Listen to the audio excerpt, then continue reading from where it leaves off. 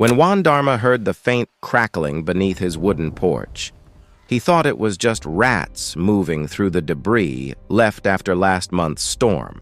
But what he found next turned his quiet Indonesian village into the center of a terrifying wildlife emergency.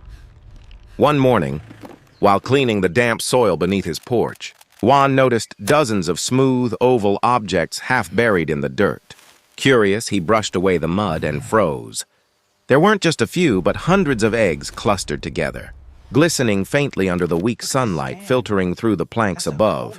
Unsure what he had stumbled upon, Wan snapped a few photos and sent them to his nephew, who worked with the local wildlife department. The reply came back quickly, but without answers. The species couldn't be identified.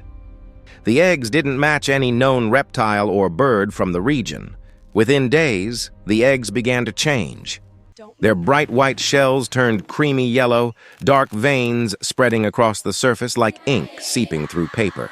Even more alarming, Wan discovered new clusters deeper in the soil and wedged between the wooden beams that supported his house. Fearing something dangerous, he called the authorities. When wildlife officers arrived, they wore full protective gear and began documenting the mysterious eggs, collecting samples for testing. But before they could finish, the first shells began to crack. Tiny fissures spread across the surface as movement stirred inside. What crawled out made everyone step back in horror. Slender, glistening hatchlings, their hoods flaring instinctively. The unmistakable shape of a cobra, yet with a pale, ghost-like color never seen before. The lead officer didn't hesitate. "Evacuate immediately," he ordered.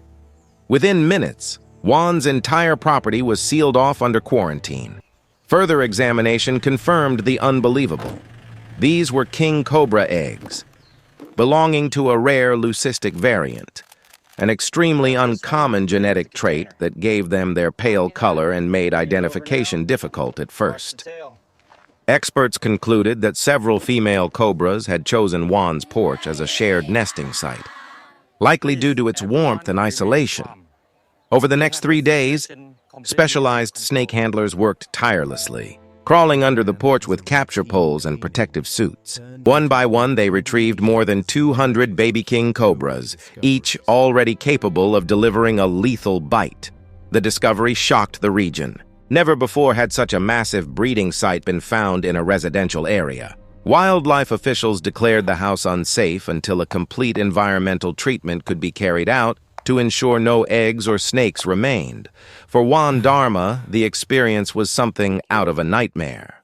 What began as a simple cleaning chore nearly turned into a deadly encounter with one of nature's most feared predators, reminding everyone in the village that sometimes the most dangerous things can be hiding right beneath your feet.